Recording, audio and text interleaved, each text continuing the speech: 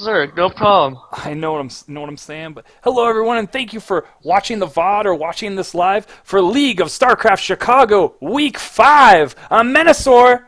And I'm Mesha. OMG, let's get right into this. Oh yeah. Couldn't get here early to do it live, so we're gonna jump right into this replay. A Platinum Terran versus a Silver Zerg. Unfrost. Huge map. Terran vs. Zerg, and this will be with the update, so... I guess the League of Starcraft started with the Season 5, it is now in Season 6.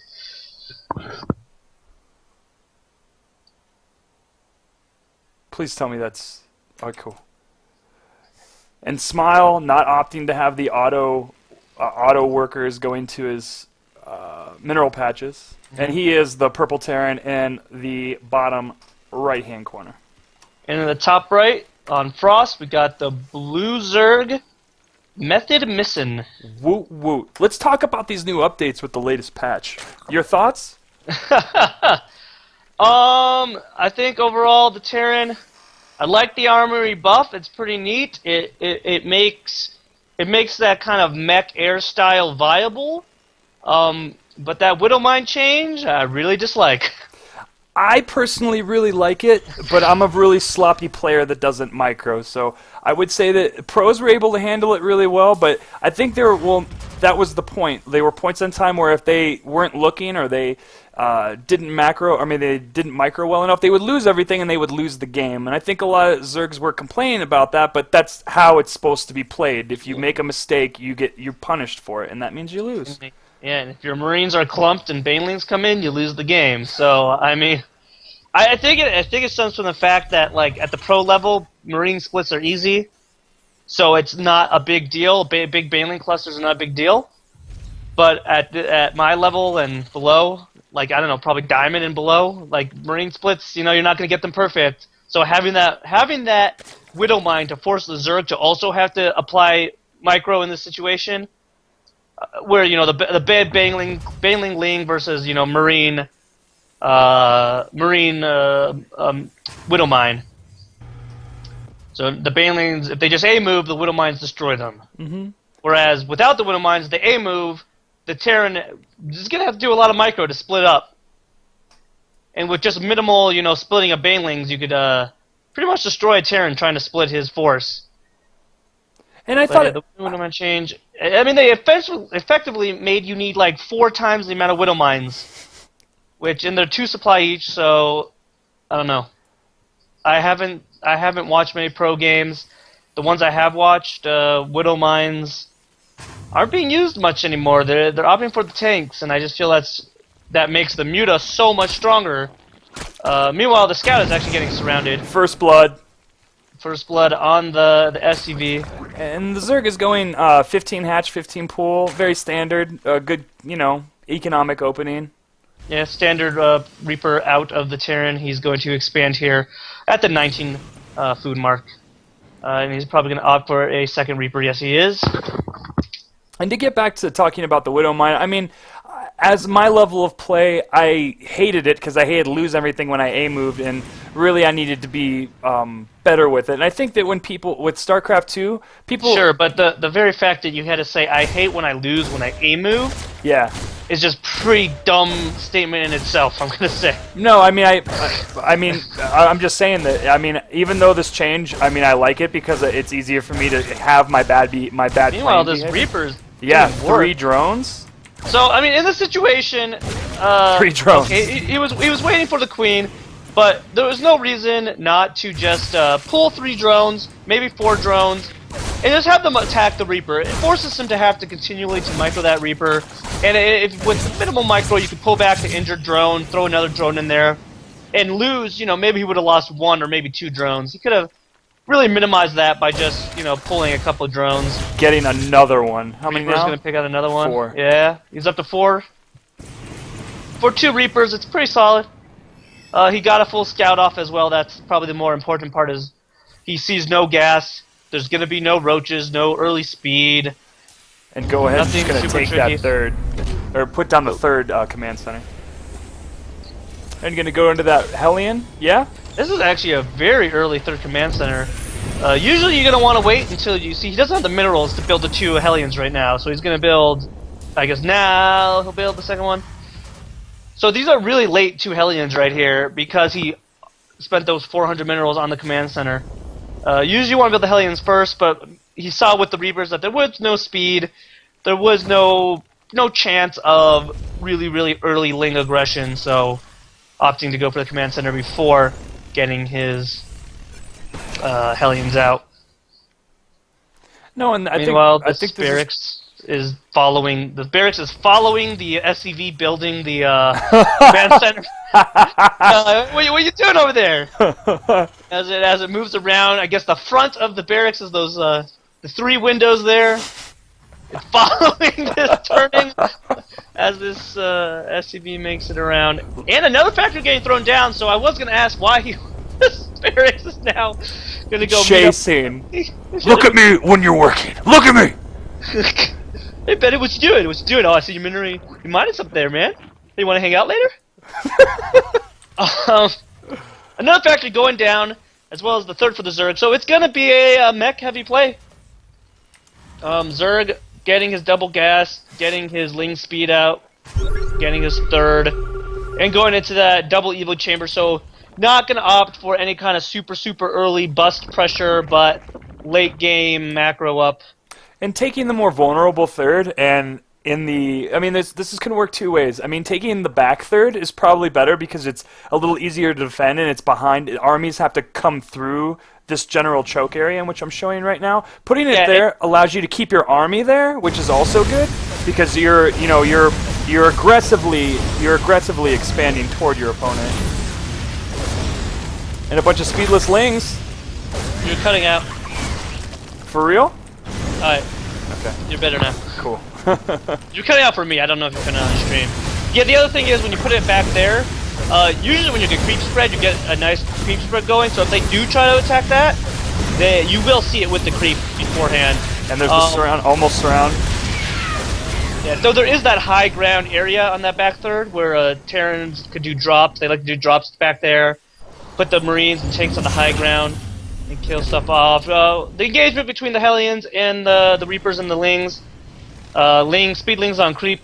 Usually going to win that battle, especially since he only went up to, I believe he had 4 Hellions at that time, but... 4 Hellions and 2 Reapers, and he kept those Reapers alive. That was really good. Yeah, especially if you get the Reapers the one to take the damage. That would be even better. So he's going to pump out some tanks and Hellions. And has the Zerg scouted this? So around now, or actually before now, we'd like the Zerg to do his run-by. And he doesn't know anything. Yeah, he doesn't see anything. So the Zerg is going to want to do his Hellion flyover. Overlord flyover. I wish Hellions could fly. That would be awesome. I would accept the mind nerf if they add that in. They could fly over like a bottle rocket. Yeah, like when they're in like Hellbat mode, they like flap their wings and then they could like. Oh my god, that'd be amazing. Like a GoBot. Anyways, Terran gonna pop back in here. And once the Zerg sees this many Hellions, he's gotta know that it's gonna be some kind of mech play. Usually you don't keep pumping out Hellions like this. After 4 or 6, especially at this time, 11 minutes, having that many. And getting Roach is a that's a really awkward place to put his Roach Warren. Yeah, it's kind of an awkward place to also put a macro hatch because if this place is too much of an investment right here. Maybe thinks of it as something that the Marines have to run around, and I still don't even like that because you need to make a surround if you're going to have Lings and Roaches. Yeah, and he's putting down these. So I mean, he put this on the low ground, which means if the Terran attacks this, he could lose his Roach Warren, and he would lose his ability to make Roaches and have to rebuild it, which means he has to defend this area. Whereas if you put it up in his main, in his natural, the Terran has to actually get there to attack it. So I'm not really liking this Roach Warren placement or the macro hedge placement. And yeah, and he has to put down these 2 spine crawlers. Yeah, these spine crawlers are waste because your army's here. You don't need to put spine crawlers here. If anything, put these to deny drops. If in fact you do scout that he's going bio with medevacs. So Zerg is putting in Roaches. Roaches is actually the proper response to the mech army when it's heavy Hellion. When it starts giving heavy tank, you're gonna have to get up to those Vipers to deal with that, or opt for the swarm host, and I don't see any. He's just kind of sticking on roach right now. No other tech going down. He is upgrading 2-2 for his range. So he is going to go heavy into roach. Probably see hydras come down. And what upgrades does the Terran have right now? What is he researching? The Terran's doing his 1-1 vehicle ship. Okay. I don't know what to call it anymore. I didn't know if that was 1-1 or 2-2. But I guess with mech you would get later. You would get your upgrades would be later because you're putting more investment into your army. And the mech upgrades aren't actually as vital. The armor upgrades are, but the attack upgrades, they help the Hellions, the Hellbats. But I mean the tank, you know, that's gonna do probably overkill damage most of the time anyways. Look at this little mine wall behind these. Yeah, this is going to be somewhat hilarious if he tries to engage it. Uh-oh, here it comes. He's going to try to poke in, and the mines go off, and they do nothing. Look at that. 8 supply doing nothing. Yep. That is sad, man. They're going to siege up, and this roach army is got to get back. Out. Yeah, he has to get out. He sees the heavy roach count. He's opting to get a Spire down, so perhaps he's going to go to Muta to deal with this. Mm-hmm. There are no Thors out, but I don't feel there's enough time to get Thors right now. And really, he doesn't have enough gas, a bank of gas. When you want to do a tech switch like that, especially as Zerg, you need to keep with a certain, max out on a certain army, a certain kind of army. Try to attack or do something, or at least fortify yourself. And then as you're losing supply, just make 20 mutas, make 30 mutas, and just go kill. I'm cool. I don't know why that is. It's my internet. But were you able to hear what I said? Not at all, but I'm sure it's super informative. Okay, cool. And also, the Zerg's mineral bank is going out of control right now. It is, but he's also near max, so there's not much he could do about that. That's right. It is the 16-minute mark. But the Terran is also at max. But the thing is, the Zerg army is going to remax up a lot faster. The thing to note here is that the Zerg actually doesn't really care. The Terran's on 3 base, and he's on 4 base, so he is ahead. If he catches those tanks on siege, he will win that army, and I don't know what he plans to go into afterwards. He is getting 6 mutas out, but we have 2 Thors out. And he just converted all of his Hellions into Hellbats. So he's not planning to move out. Usually you want to convert them, right before the fight, but converting now doesn't really matter. Well, it looks like they're moving out right now. Yeah, and he's got a little medevac full of 3 Hellions. I'm not sure exactly what that's going to do. We'll see. It's coming into the natural as he comes to fight this. These roaches, he's going to pick up these Hellbats. Tank's not sieged up. That's huge. He's got to siege these tanks up. They finally get sieging and getting back. And that drop is doing some work right now. They're Blue Flame Hellions. Blue Flame Hellion actually does not affect drone kills. Actually, it does because they're +1. But the drones are +2, so I don't think it matters. Yeah, but it just got cleaned up. It was not that many now that he's on so many bases. Yeah, it still takes 3 shots to kill a drone with the Blue Flame Hellion. Blue Flame Hellion +1 will take 2 shots, but because the drones have the +2 armor, it's back to 3 shots. So the Blue Flame is mainly for Lings, and there's, a few Lings here and there. And they also help the Hellbats as well. This mode still doesn't let you do it.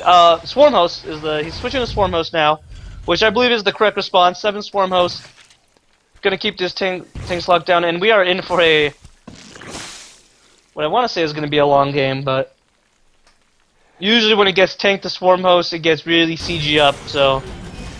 It's weird when I got into as a Zerg player, I got against a mech player, and I got a bunch of Swarm Hosts, and I sat there and I was like, what do I do now? And really the appropriate thing to do is have enough supply left over to where you can, knight us somewhere, and then have a small contingent of units poking every which way, so he has to move his army around while you're fortified, and you're sieging a certain base. And both armies are going to do is just take the map, and he has to sit there to defend against your fort.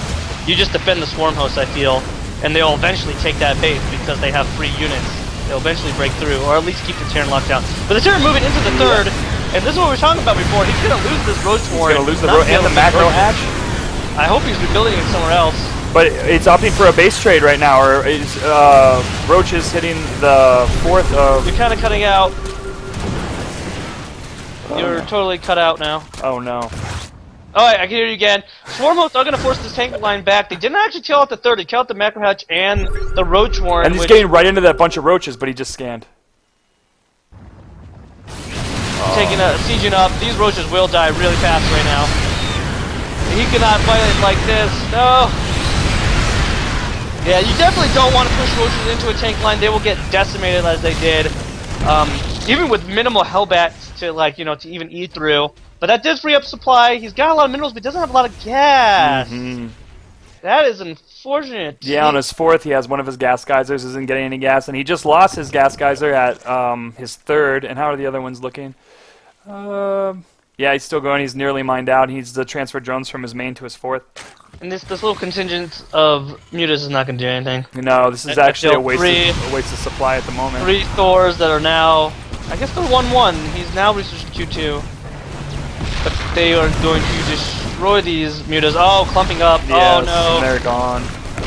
And the mutas are dead. Yeah, he really wants to remax on that Roach. Want to get up to that Viper and yeah, get these more Swarm Hosts. It looks like he's just going pure Swarm Host, which is probably good in this situation because the Terran doesn't actually have any air. And the way to deal with Swarm Host is get air units, mainly the Raven, that can throw the secret missiles at them, and get rid of them. But now, he really wants to spur this creep out so he can get that movement speed on creep. If he wants to siege up, you really don't want to Swarm Host off creep.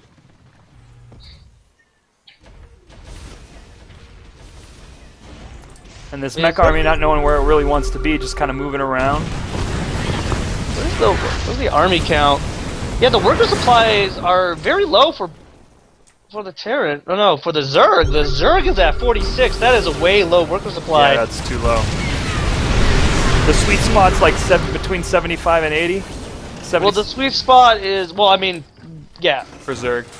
I mean, as long as you have the 3 bases to support that. But yes. Oh, and look, he's sending in his SCVs to attack the 3rd, killed a few drones. But he doesn't need them anymore. He's got orbitals. He also actually had way too many workers to begin with. He only has 3 orbitals, but he had a lot of workers. He's actually pruning them off now. He was up to like 90 workers, and now he's only down to 77 with all that, so he's still over saturated. I don't really like sacrificing him off before he does actually get that orbital farm up. Because he's probably going to make this 4th base a planetary fortress. And now it's 4 base to what's essentially 3 base Zerg. Because that 4th base of the Zerg is not doing anything. It's getting gas, but there's no workers there. Because he stopped making drones. So it's essentially, and the main's mined out. So we're looking, and the natural doesn't even have any it's like a 1 base Zerg. There is actually no drones anywhere on this map. Oh my gosh. So what happened was he got dropped in his natural, he got attacked in his 3rd, and he didn't remake the drones he lost. No, he did not. I mean, if you look at units lost, he has lost 29 drones, and I mean that's where the difference is. He needs those 29 drones back. So. I mean, he's going to be able to oh god. Yeah, just going to go through those. Huge tank contingency coming out, but he should have the Swarm Hosts. You might want to reposition those. They kind of have to walk through this through this hatchery. Oh, and here comes the siege! And that's actually way too many siege tanks to be dealing with, even for this amount of Swarm Hosts. And now the Zerg's back down to 2 base, and he doesn't have the money. He could perhaps, he's got the 2,000 banked up, but after he spends that, he's not getting any of it back. Yeah, he doesn't have anything. So, I feel at this point the Terran is way ahead and pretty much won this game. Also, resource units lost tells another story. 7,000 more resources lost from the Zerg. Trying to push in here, but there's way too many tanks. These tanks are now 2-2 upgraded, 3-3 coming soon. Oh. And also the Spire. The Spire is placing its buildings in really awkward locations. Not very safe. You don't want to put your tech units, your tech buildings, you know, closer to your enemy. You want to keep them nice secure in the back. And Terran just gonna push in here. And the Siege of Doom. The Hellbats are actually out of position, but it doesn't matter. He has too much. There's nothing to be a meat shield for. So that's GG. 200 supply to 54. And he's not macroing up. Maybe he doesn't really have many larvae. The GG from Methodmissin, and Smile takes game 1. He actually rebuilt 2 Roach Warrens at, again, the other third location, so... Well, he was probably just doing it for the both upgrades really quick. After? Okay. Yeah.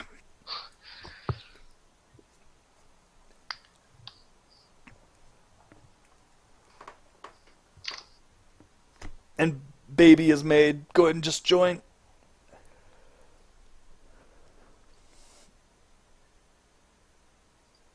Yeah.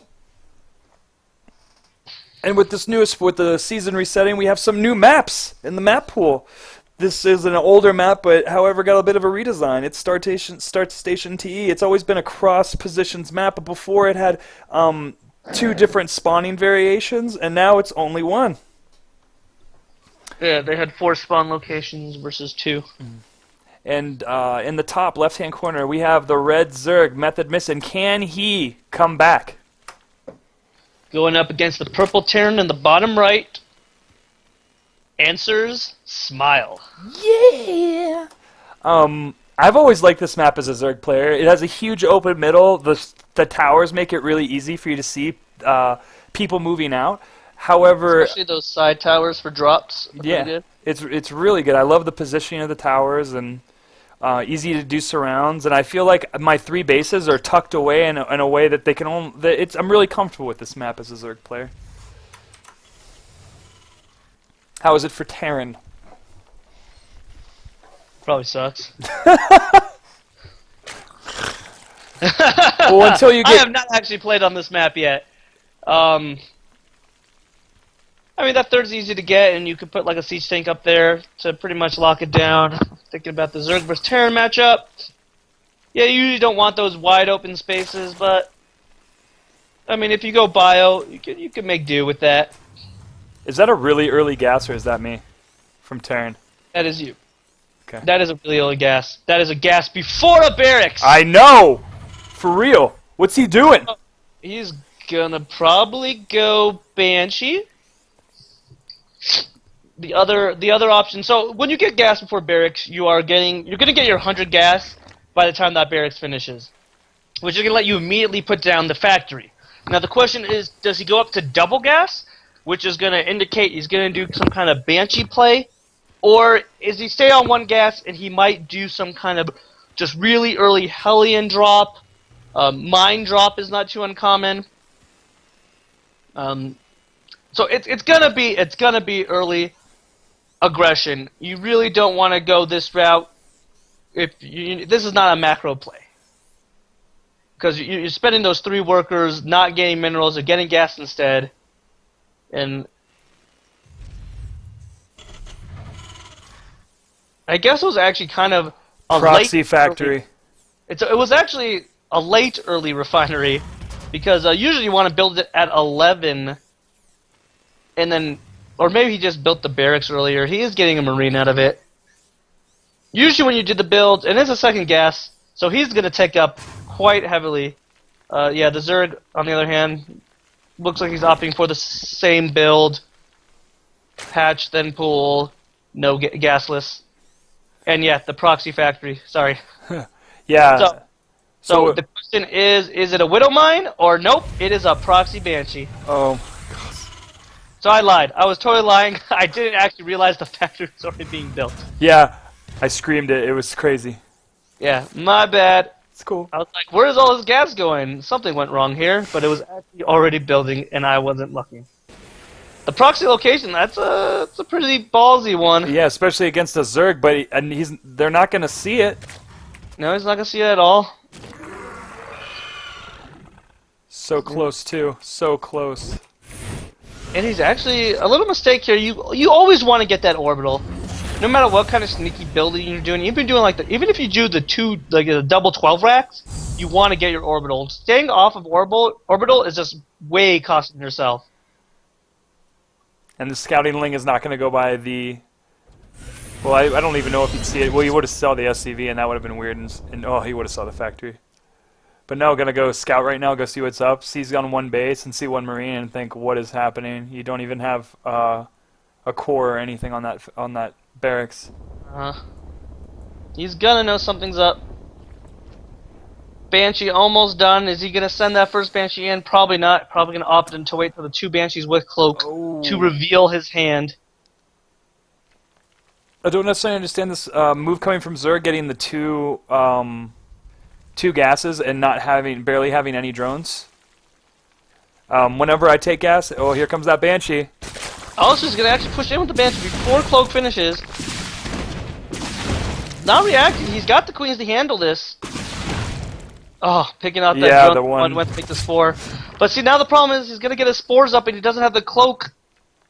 I feel like unless you're forced, unless they find it or you feel they found it, coming in before cloak is not a strong move because he's gonna know it's there, and these queens are gonna defend basically as the spore crawler comes up. Whereas if he waited for the 2 Banshee with cloak, he could just kill all these queens, then kill the spore, or just ignore the queens and kill the workers with the 2 Banshees, which would together one-shot a drone. But now he just, I mean, it's pretty much deflected at this point. And the damage was done. Five drones killed, 1 spore. I guess he built 2 spores. He built 1 in the main. You are dropping. You are back. I feel this Banshee pressure didn't do anything, or didn't do the damage it needs to do. He has 2 Banshees and 5 drone kills. No, and the are actually moving out now because he knows there's nothing at home, or there's not going to be much at the base. He could pretty much deny the natural just coming up, so the Zerg is way ahead. Took a third, but he's not droning. His main is saturated, but he's taking too much gas and not spending it, and he went ahead and took a third, which I don't agree with. I mean, he definitely has the money. He needs larva, but he needs to get his injects in and really. Well, I agree with the third. The third is a good move. The fact that he isn't spending his 1,000 minerals is like independent of the third taking. Okay. Yeah, he needs to spend his minerals. He needs to use his larva. He has all these larvae, and he's not doing anything with them. One queen going down. These queens getting caught up with no spine and he's not transfused. 2 queens down. Really like to see a transfuse there. I saw 1, but then that one ended up getting killed. Jump down. Can he see these? He can't even. He can't see it. The pool's gonna go down before speed finishes. That's actually pretty big. That is huge. And throughout all this time, he's not droning. Producing more leans. Why is he producing more leans? There's nothing to do. Yeah, he's gonna try to come into this main. And he's got a tank. All he has to do is siege that, and he'll be good. 2 tanks. Woo.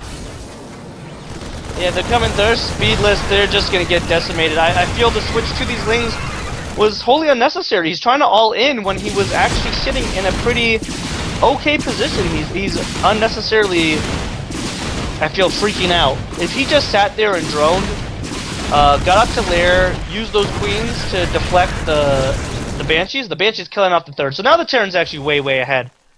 Even though he doesn't even have a natural.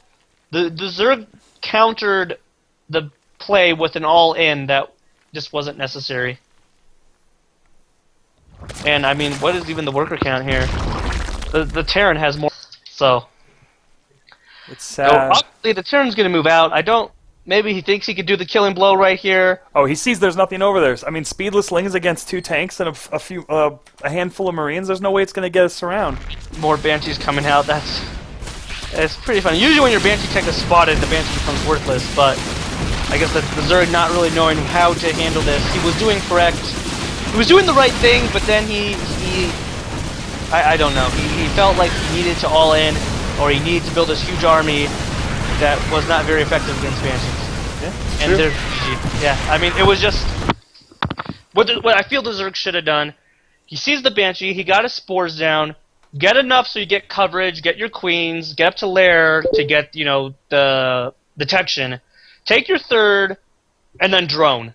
Because the Terran does not have a ground army when he goes 2 Banshees that early, and then even up to 3 Banshees. Just drone. Protect the drones with your queens, and, go Spire. Go whatever you want to go, but there's no reason to force it or to rush that attack. Mm-hmm. So. No, I totally agree. Again, just seeing no drones was, and having 1,000 bank, it was big. But I think this might be the only game we have. Let me check my email. Maybe I got another one. Oh, don't say it ain't so. I can't believe there's only one. Mail us your games. Oh, Ravel. I did talk to Seraphim from the League of Chicago, and he said that he had a no-show, so... Show up to your games. Show up to your games. I think if they decide to have it again, I think they need to do a way that they can make it up, because I believe that it's for all the players that are all the current level of all those players. I think it's good that they end up playing the games in one form or fashion starting that Wednesday, and then like we get the replays or whatever. But I guess that there's the idea of they want to see them there, so it's like fair and no one's doing their matches for them, but. I mean, you could pretty much spot someone if they're actually doing that. Is there a reward for this? Oh yeah, they paid an amount of money to come in and play, and they get a certain amount of money in the finals. So it's like a pool or something. I see that. So if they were to do that, I guess they didn't get enough. I feel like this game was a platinum versus silver, and it really showed. In the silver, his macro just wasn't there, and I don't know. I feel like there's a too wide of a range of skill in this pool. Yeah, but it's true. Hopefully, more people show up and they're able to actually league it out or bracket it out by your ability. No, but I don't know. It's pretty cool. It's a cool concept overall. Yeah, I wish we had that. Yeah, it'd be cool if we had an Ignite Gaming in Albuquerque. That would be like that would be awesome. Are they looking to expand? We have halfway across the country. I don't even know if it would work. Guerrilla Gaming seems to do well. I just don't think there's a hangout atmosphere there, or at least I don't want to drive over there. Well, I say that I like the idea of an Ignite for its community factor and how everyone's really involved there. I'm sure Guerrilla Gaming's that way. I just don't know those people, and I didn't go there, so I'm just as much as at fault for not being a part of that community. So it's your fault. It's a two-way road, man. Damn it, Minnesota. I know, it's so hot. But okay, I guess that ends it. Drew, do you want to do Fruitland? Alright, let's Fruitland it up. Okay. I'm excited for Fruitland. Custom games, Fruitland.